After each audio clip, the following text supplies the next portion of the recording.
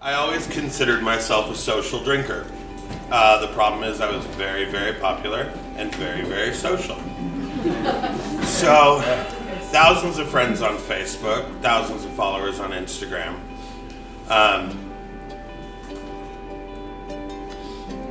I became a bartender the day I turned 21. I ran bars my entire adult life.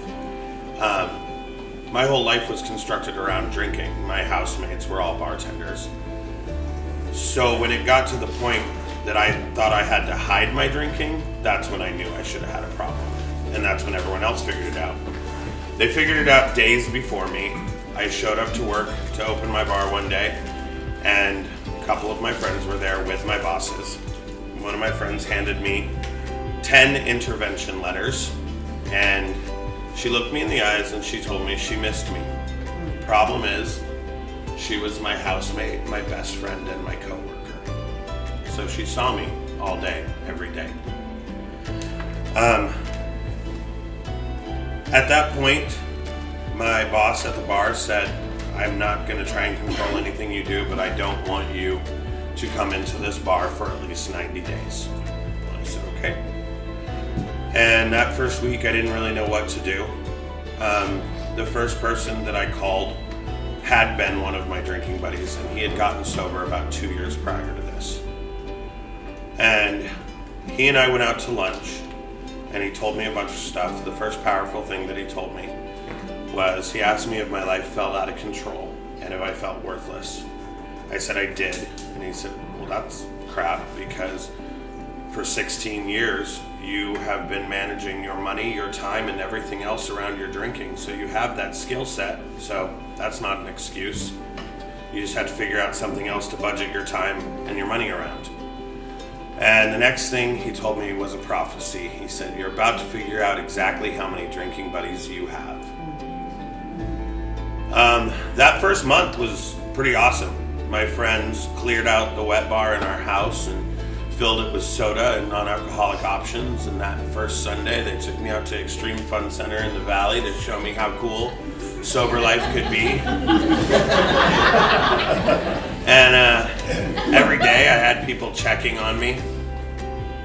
I got invited to a dinner party one day, and I asked my friend Daniel to come with me.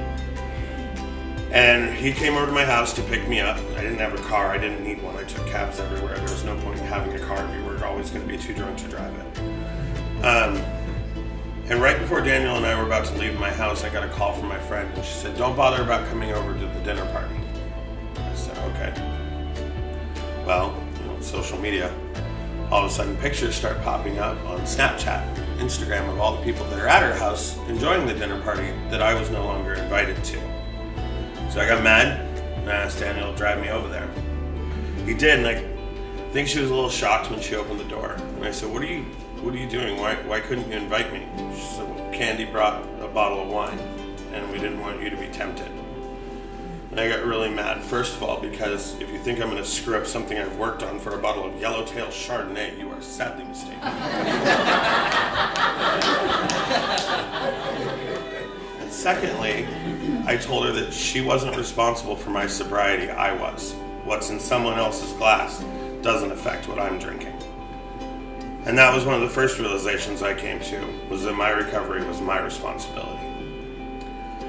So about 3 months later, my time up was over and I was allowed to go back to the bar that I had managed for 12 years.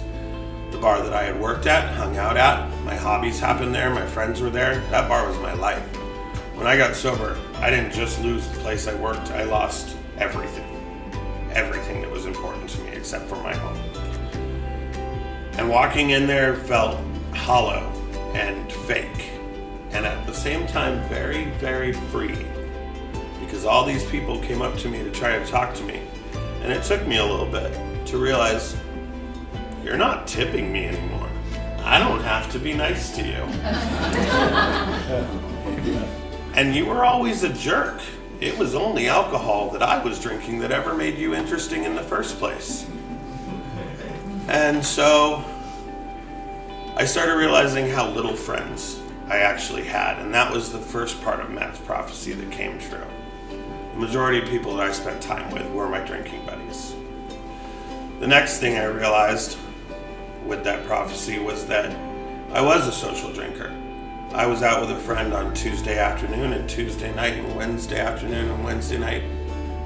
And I was always drinking with a friend, but it took 14 people to drink the same way that I was, because I had a different buddy for every time that I wanted to get a drink. So I realized that I needed to read up on this. I needed to talk to people. I found a mantra that I've kept with me, and that is that 4 quarters are better than 100 pennies. Everybody needs a certain amount of emotional wealth in their life, but you can get that from a few quality people or a bunch of so-so people. So I've kept my social circle small now. But I've been very, very honest about what I'm going through. With those thousands of followers on social media, every time I get a chip, I publish that chip on social media. I create accountability for myself everywhere I go, telling my story to anyone that will listen. I've found a new community through theater and through places that don't allow alcohol. And I find that every time that I'm honest about my struggle and my sobriety, I find someone else that's willing to tell me their story as well. And I've found 18-year, 20-year, 22-year, 25-year superheroes just because I'm honest about what I'm going through. So it's about accountability, it's about transparency, it's about visibility. And I'm weird and I'm awkward and I'm not as cool as I thought I was when I was drunk all the time. But I found people that like me that way anyway. So for the past 2 years, 2 weeks, and 5 days, I have figured out how to be social without drinking.